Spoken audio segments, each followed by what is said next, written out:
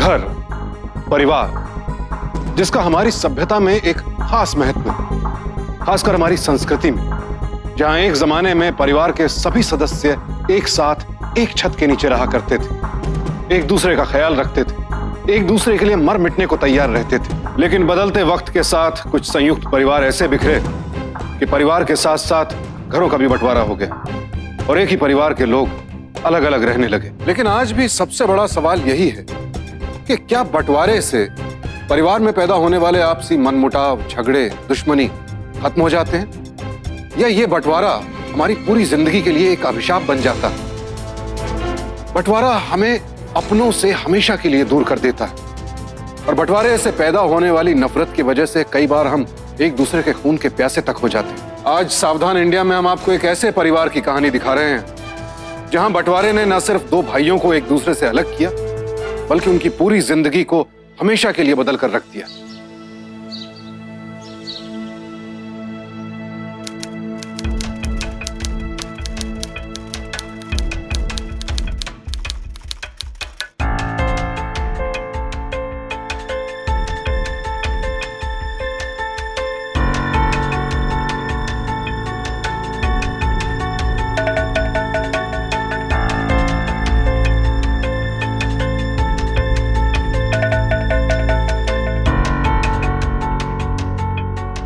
वकील साहब, पूरी फैमिली को यहाँ इकट्ठा कर लिया, ऐसी कौन सी बात हो गई? आपके पिताजी की वसीयत सुनानी सी। बाबूजी की वसीयत? भाई साहब, आपको पता था इस वसीयत के बारे में? पता था मतलब? शायद बाबूजी को वसीयत बनवाना जरूरी लगा होगा, इसलिए बनवा बैठे। ई तो आसानो आज पता लगेगा ना कि इसमें लिखा क्या है। हाँ जी, शुरू कीजिए। तोड़े स्वर्गीय पिताश्री श्री हरिश्चंद्र जी शर्मा जी के मुताबिक उनके बड़े बेटे यानी कि श्री जतिन कुमार शर्मा पूरे ग्राउंड फ्लोर के मालिक हैं और उनके छोटे बेटे श्री विपिन शर्मा को पहली मंजिल के पूर्व वाली दिशा में जो किचन और 4 कमरे हैं वो दिए गए। पर वकील साहब, हिस्सा तो बराबरी में होना चाहिए ना। हम लोग जहाँ रहते हैं ऊपर की मंजिल पे, वहाँ 6 कमरे हैं। देखिए, वसीयत के मुताबिक फर्स्ट फ्लोर के पश्चिम की ओर बाकी 2 कमरे जो हैं वो स्वर्गवासी श्री हरिश्चंद्र शर्मा जी के बड़े बेटे श्री जतिन शर्मा के दोनों बच्चों रानी शर्मा और संजय शर्मा के नाम है। लेकिन वहां तो मेरा कमरा है, मैं अपना कमरा किसी को नहीं दूंगा। ऐ नहीं हो सकता, मेरे परिवार दे विच सदस्य ज्यादा है, गलत है ये। मैं नहीं मानता इस वसीयत को। आप तो ऐसे भड़क रहे हैं जैसे आपको कुछ मिला ही नहीं हो। आखिरी के 6 महीने में तो बाबूजी का देखना और सुनना तक बंद हो चुका था। वसीयत बाबूजी ने नहीं बनाई, इसे बनवाई गई। मैं नहीं मानता इस वसीयत को। देखो भाई, ये तुम भाइयों के बीच का मामला है, तुसी अपने आप सुलझा हम लो। इस वसीयत के खिलाफ केस करेंगे और अदालत का फैसला आने तक मेरा पूरा परिवार ऊपर की मंजिल के सारे कमरे यूज करेगा।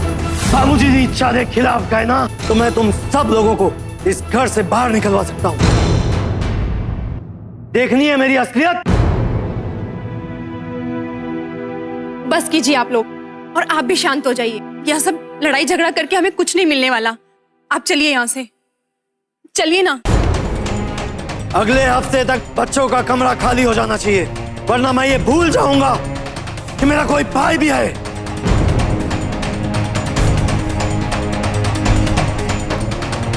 अमित, चलो चलो यहाँ से, चलो। अमित के तायाजी की धमकी उसके परिवार को ऊपर का कमरा छोड़ने पर मजबूर तो कर देती है, पर अपने तायाजी का धोखा अमित को गुस्से से भर देता है।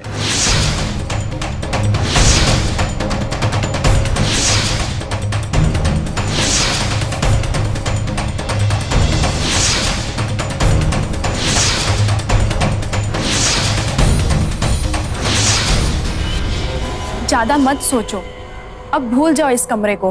अगर हमारे नसीब में हुआ तो हम इससे भी बड़ा घर लेंगे और तुम्हें इससे भी सुंदर कमरा मिलेगा। ठीक है, चलो अब।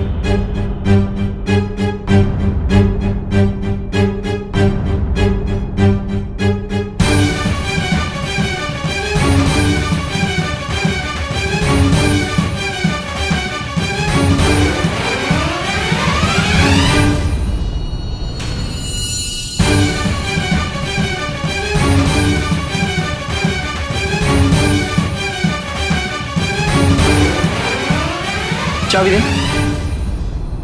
चाबी लेने की बड़ी जल्दी है तुझे? जा, नहीं देता। क्या कर लेगा बे? हमारे रूम के सामने फालतू में खड़े होने की जरूरत नहीं है। चाबी दे और जा यहाँ से। और हाँ, आगे से यहाँ आने की हिम्मत भी मत करना, वरना पापा के जूतों के साथ साथ पुलिस के डंडे भी पड़ेंगे। चाबी चाहिए? हाँ। चाबी? हाँ, ये ले तेरी चाबी। चाबी नहीं मिली ना, फिर बताता हूँ तुझे साले। हालांकि अमृतसर के एक संयुक्त परिवार में रहने वाले इन दोनों भाइयों के बीच बराबरी का बंटवारा होना चाहिए, लेकिन जब ऐसा नहीं हुआ तो छोटे भाई विपिन शर्मा ने बड़े भाई को अदालत जाने की धमकी दी जरूर, लेकिन इस बात को उतना दिल पर नहीं लिया। अक्सर ऐसे मामलों में दोनों तरफ बराबर की आग लगती है, बराबर की दुश्मनी होती है, लेकिन इस केस में गुजरते वक्त के साथ विपिन शर्मा और उनके परिवार ने अपने साथ हुई नाइंसाफी से समझौता कर लिया, सिवाय उनके बड़े बेटे अमित के। अमित अपने ताया जी से नफरत करने लगा था, इतनी नफरत कि वो उनके बच्चों यानी अपने भाई और बहन से भी नफरत करने लगा।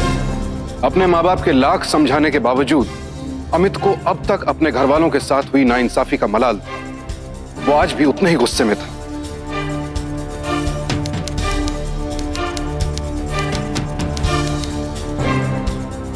अमित, बहुत हो गया, चलो आ जाओ, खाना खा लो। मुझे भूख नहीं है माँ।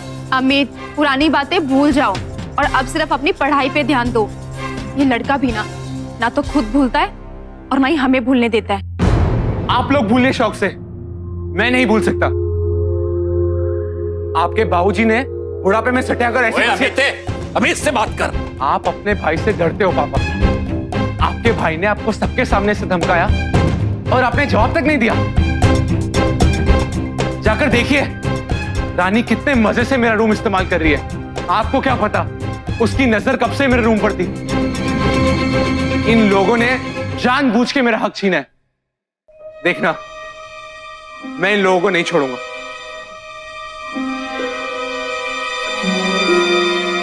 बैठ जाइए आप।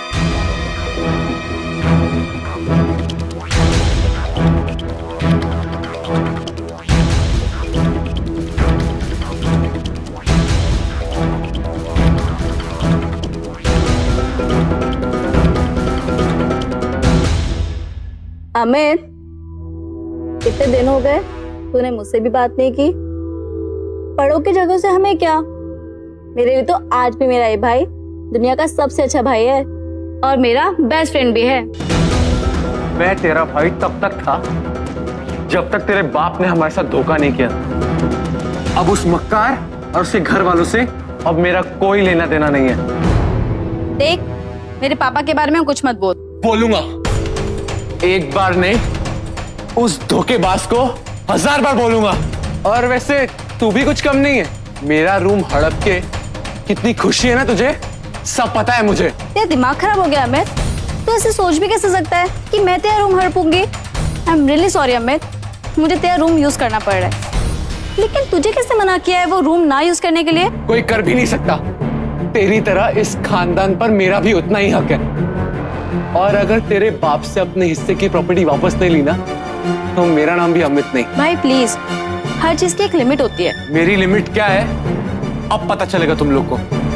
जाके कह दे अपने बाप से, उसने जो हमारे साथ धोखा किया ना, उसका बदला मैं उससे जरूर लूंगा। कहते हैं अगर आपस में प्यार हो, एक दूसरे पर भरोसा हो, तो दुनिया की कोई भी दीवार रिश्तों का बंटवारा नहीं कर सकती। लेकिन बदकिस्मती से बड़ों के आपसी झगड़े और घर के बंटवारे ने अमित के मन में अपने ताया जी के लिए इतनी कड़वाहट पैदा कर दी थी कि वो अपनी उस बहन तक से नफरत करने लगा जिसे उस पर सबसे ज्यादा भरोसा था। उसके सर पर तो जैसे एक फतूर सा सवार था अपने ताया जी से बदला लेने का, और उसी वजह से अब वो एक ऐसा कदम उठाने जा रहा था जिसके बारे में उसके घर वाले सपने में भी नहीं सोच सकते थे।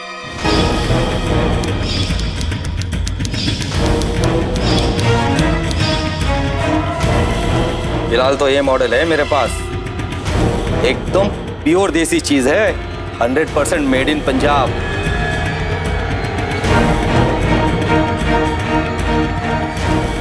इसके कितने हुए? 55,000।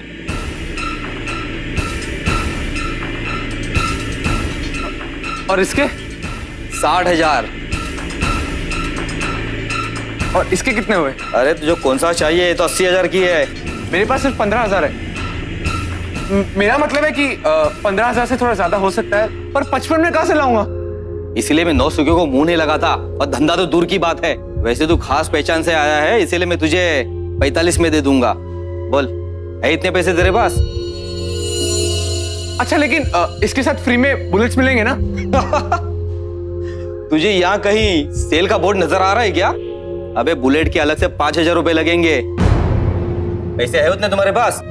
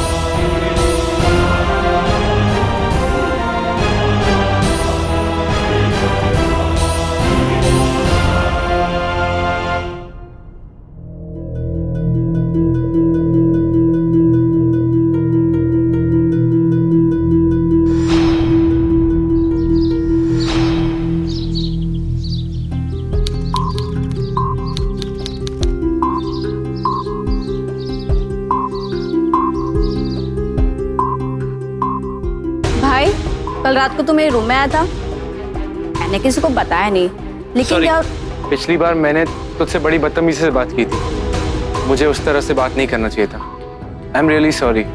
हम अब भी भाई बहन हैं और हमेशा रहेंगे। इसलिए तो कहती हूँ, मेरा ये भाई दुनिया का सबसे अच्छा भाई है। पता है तुझे, हमारा पूरा परिवार वैष्णो देवी जा रहा है। अगर हर साल की तरह ये साल भी हम सब साथ होते तो कितना अच्छा होता। हाँ भाई, इस वक्त तो हम दोनों के माँ बाप एक दूसरे की शक्ल नहीं देखना चाहते, लेकिन तू मेरे लिए प्रार्थना जरूर करना, समझा? सॉरी बहना, इस बार मेरा जाना कैंसिल। इस बार मैं घर पर बैठ के एग्जाम की तैयारी करूंगा, और बहुत दिनों से मैंने तुझसे बातें भी नहीं की ना। वो तो है। तो इस बार घर पर बैठ के मैं तेरे से ढेर सारी बातें करूंगा। वाओ। और तुझसे मुझे जरूरी ईमेल्स भी लिखवाने। ओह, ईमेल्स गर्लफ्रेंड के लिए? हाँ, पहले तू बता, तू मेरी मदद करेगी ना? इतनी आसानी से नहीं करूंगी। कितना तंग किया था तूने मुझे, कितना मिस किया था मैंने अपने भाई को। स्टूपिड।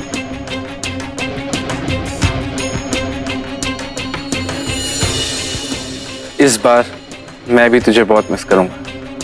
कितना अच्छा होता अगर तुम भी हमारे साथ चलते, दर्शन भी हो जाते माँ के और तुम्हारा दिमाग भी शांत हो जाता। मेरा दिमाग अब एग्जाम के बाद ही शांत होगा माँ। इस बार एग्जाम में एक बड़ा मुश्किल इम्तिहान पास करना है मुझे। ठीक है, लेकिन हमारे पीछे किसी से झगड़ा मत करना। इन लोग का मुंह भी नहीं देखूंगा मैं।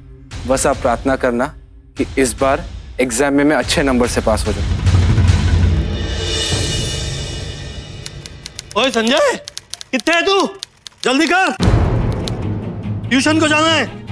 पापा, मेरी तबीयत खराब है, मैं नहीं जा रहा। ए, बदतमीजी मत कर ओए। अरे इसका तो रोज का नाटक है। चल जल्दी कर, सत्संग को लेट हो जाना है। चल जल्दी।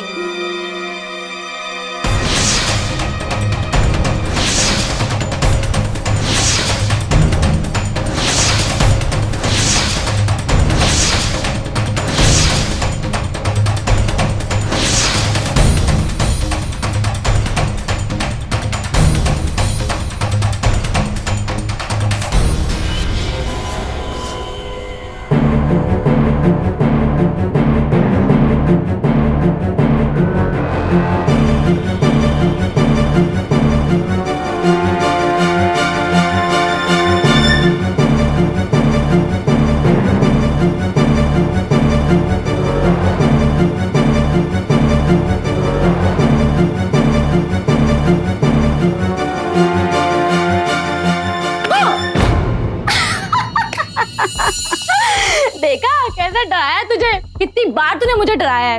आज तो मैंने अपना बदला ले ही लिया। वैसे मुझे पता था मम्मी पापा के जाने के बाद तू सीधा यहाँ आएगा, इसलिए चुपकी तरह वेट करी थी। मुझे लगा पता नहीं संजू उन लोग के साथ जाएगा या नहीं जाएगा। वैसे भी बंटवारे के बाद मेरा यहाँ आना ठीक नहीं है, और ताऊ जी की तरह संजू ने भी मुझे आने से साफ मना कर दिया है। अरे भाई, अरे संजू तो भी बच्चा है। हाँ, ट्यूशन ना जाने के बहाने ढूंढने में वो नंबर 1 एक्सपर्ट है, पर आज उसकी चली नहीं। अच्छा हुआ चला गया, वरना खामोखा मुझे और वेट करना पड़ा। अच्छा भाई, तुझे एक चीज दिखानी थी, बहुत इंपॉर्टेंट है। हाँ, भाई मेरे क्लास में एक लड़का है कुछ दिन पहले उसने मुझे प्रपोज किया। मैंने अभी तो कुछ बोला नहीं। लड़का काफी अच्छा है भाई, तो उसकी फोटो देखेगा? रुक, देख भाई पिक्चर।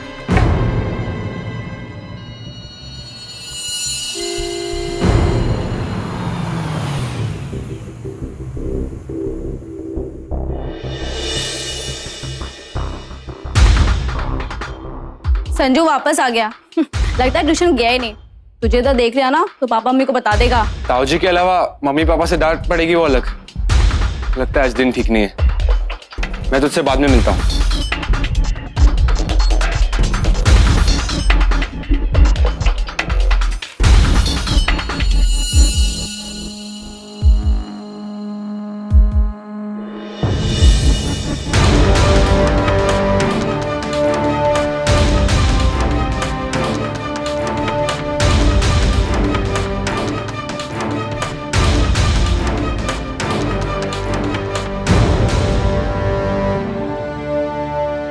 तू यहाँ क्या कर रहा है? तू किसको बोल रहा है बे?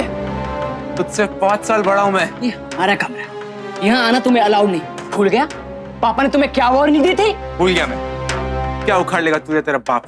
रुक, अभी बुलाता हूँ, अभी बुलाता हूँ, फिर पता चलेगा तुझे। तेरे अबे रुक, किधर जा रहा है बे? तू रुक।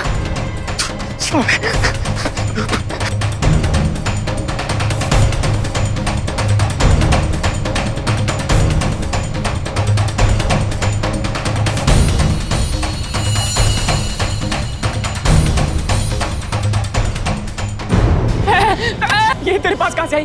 देख मजाक मत कर भैया, लग जाएगी। मैं कान पकड़ता हूँ, मैं किसी को कुछ नहीं बताऊंगा। बोलने लायक रहेगा तब तो कुछ किसी को बताएगा ना। तुम मुझे मारकर तू भी तो नहीं बचेगा। हटाना है भैया।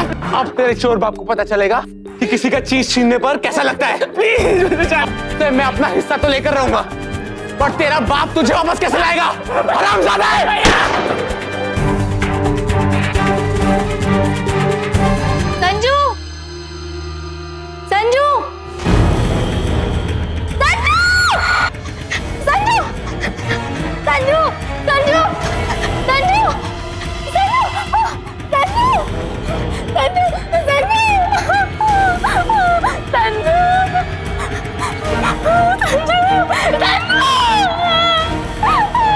संजू तो गया, अब तेरी बारी। भाई, भाई तू पागल हो गया क्या? अब तेरे बाप को पता चलेगा कि किसी का हक छीनने का क्या अंजाम होता है।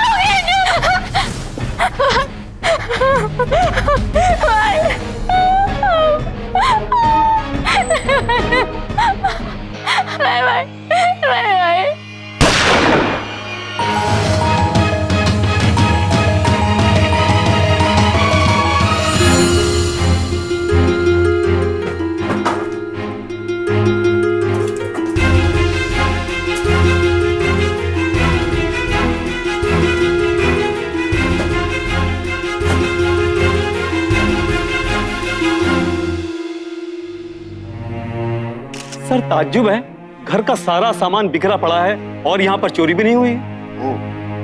यानी कि कातिल किसी खास मकसद से यहाँ पर आया, या फिर उसका असली मकसद कत्ल करना ही था। जतिन जी, क्या आपके बच्चों का कभी किसी से झगड़ा हुआ था? कभी नहीं। क्या आपके साथ आपके भाई और उनकी फैमिली भी यहाँ रहते हैं? हाँ, मेरे छोटे भाई और उनकी फैमिली भी रहती है। इस तरह हादसे की खबर लगते ही अमित के माता पिता फौरन घर लौट आए।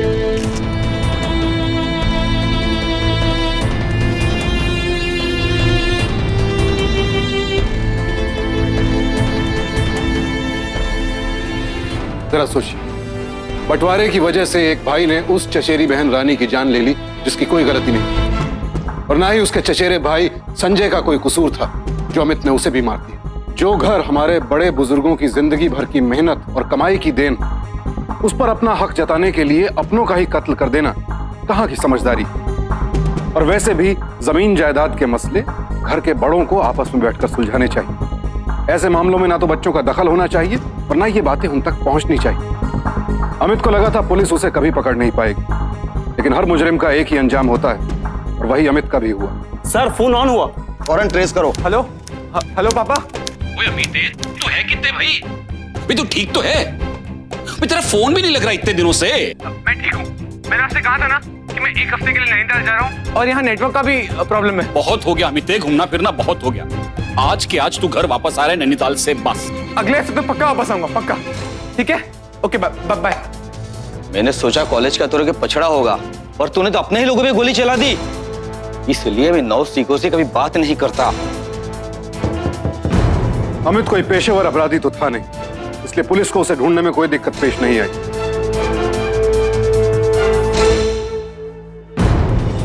पुलिस ने उसके पास से वो गन भी बरामद कर ली जिससे उसने संजय और रानी का कत्ल किया था। अब अमित के पास अपना जुर्म कबूल करने के अलावा और कोई रास्ता नहीं था। सावधान इंडिया की आज की घटना में हमने देखा कि किस तरह जमीन जायदाद, प्रॉपर्टी के झगड़े या कोई भी पारिवारिक रंजिश हमारे अपने ही बच्चों की जान की दुश्मन बन जाती है।